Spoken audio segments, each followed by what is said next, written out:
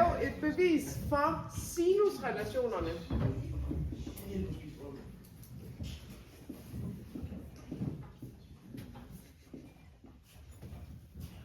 Og til at starte med, så sådan som vi har set sinusrelationerne, der hedder de jo lille a, altså siden a, divideret med sinus til vinkel a, at forholdet imellem de to er det samme som forholdet mellem siden b og sinus til vinkel b. Så gælder det også, at det er det samme som forholdet mellem siden c og sinus til c. Så til at starte med, så vil jeg godt lige argumentere for, at når det her gælder, jamen så gælder det sådan set også omvendt. Så det vil altså også gælde, at sinus til a divideret med a er lige med sinus til b divideret med b, nej, lille b jo, sådan. Og sinus til c divideret med c. Kan I godt følge det? At hvis forholdet på den her måde gælder, jamen så vil det også gælde den anden vej. Så når vi viser det i dag, så er det den her, vi beviser. Men hvis vi beviser den her, så beviser vi jo også den anden. Ikke? Godt.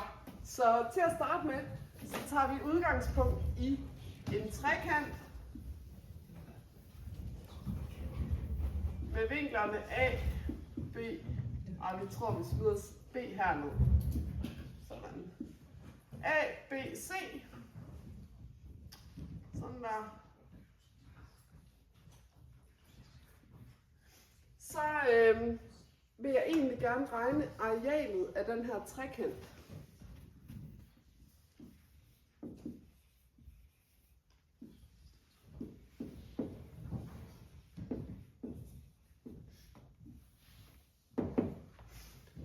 Og hvordan er det, vi regner arealet af en trekant? Lærke? En halv gange højde gange. Ja.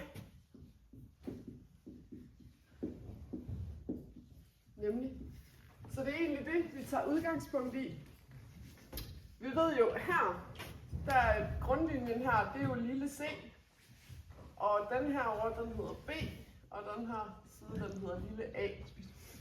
Så det vi mangler for at kunne regne arealet af trekanten ud, hvad er det egentlig? Hvad er det? Ja, så det vil sige, at vi kan sætte her vinkelret ned på grundlinjen, der kan vi lave højden. Så først så vil jeg godt lige vise her, hvordan man altså kan regne højden.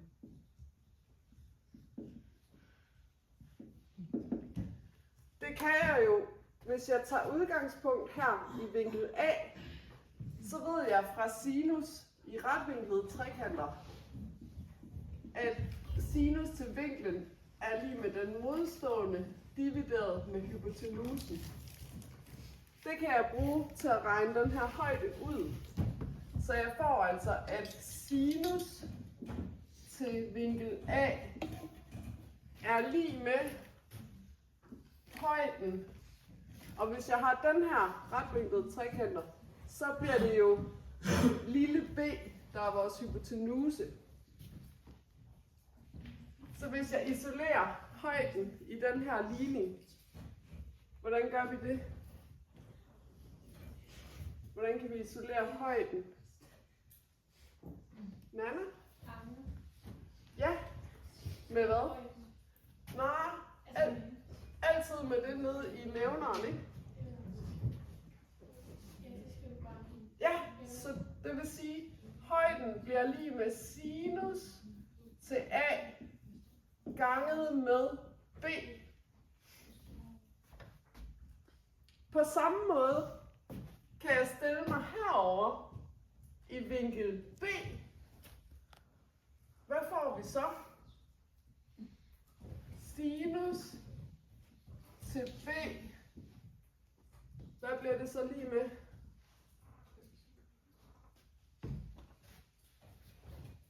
Lærke? Hvor dividerer med A? Ja. Så det vil sige, her kan jeg også isolere, at h er lig med sinus til b ganget med a. Okay, så det vil sige, at jeg kan regne arealet af den samme trekant på forskellige måder, fordi jeg kan få forskellige udtryk for den samme højde. Arealet af hele trekanten, det bliver simpelthen lig med en halv gange, og så skal vi have højden. Jamen det kan jo være sinus til a gange b, det er vores højde. Og så skal vi gange det med grundlinjen, som er c. Det vil være arealet af trekanten. Det kan vi altså også regne ved at bruge højden på den her form. Så hvis vi står herovre, så bliver det samme areal en halv gange sinus til b, der jo altså er vores højde her, sinus til b gange a, og så grundlinjen, det bliver jo stadigvæk lille c. Så mangler vi bare lige at argumentere for, at vi sådan set også godt ville kunne vende det lidt på hovedet, og så stå heroppe i vinkel C, gøre præcis det samme, og så få et udtryk for højden. Hvad ville det udtryk for højden så komme til at hedde?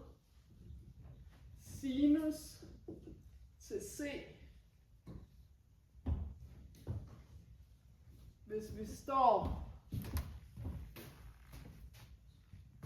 her,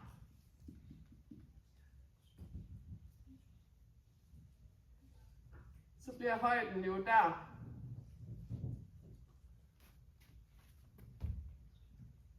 Lang.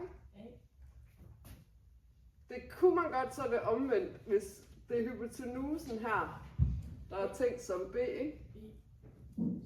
Så det bliver b der. Yes. Men så når vi skal regne arealet ud, hvad bliver grundlinjen så?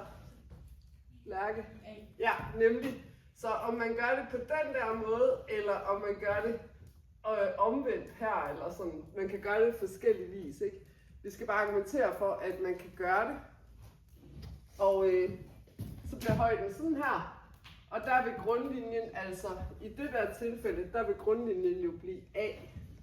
Så der vil arealet være en halv gange sinus til c gange b gange a. Sådan. Så nu har vi alt det her. Vi skal vise den her.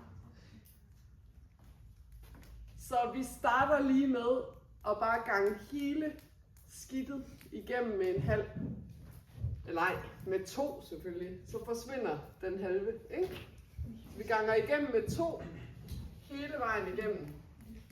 Så får vi sinus til a gange b gange c er lige med sinus til b gange a gange c er lige med sinus til c gange b gange a.